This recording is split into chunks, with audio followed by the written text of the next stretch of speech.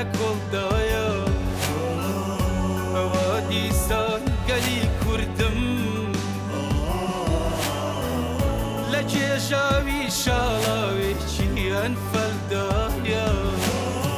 سوێندێ بەو چاوانەی بۆ ئازادی خاکی کوردستانم نابینابوو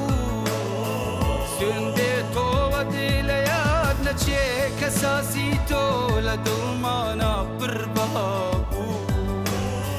سوێندێ بە فرمێسکی چاوی ئەو دایکانەی خەندا لە لەویان تۆرا بوو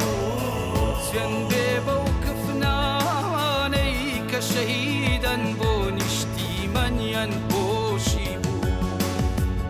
ڕێگە نادەم جارێکی تر نیشتیمانم هەڕاج بکرێ بەبێ تاوان تەرمی مەسیح لە کوردستان لە خاچ بدرێ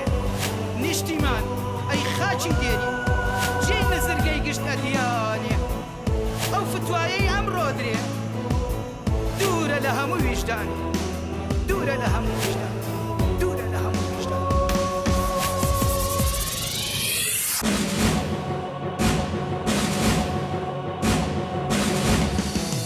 ئەمینەگەڕی بورکەنێ هەڵای سەختی دوژمنانیش ڕەستێنین بە خوێنی ڕۆڵی شینێ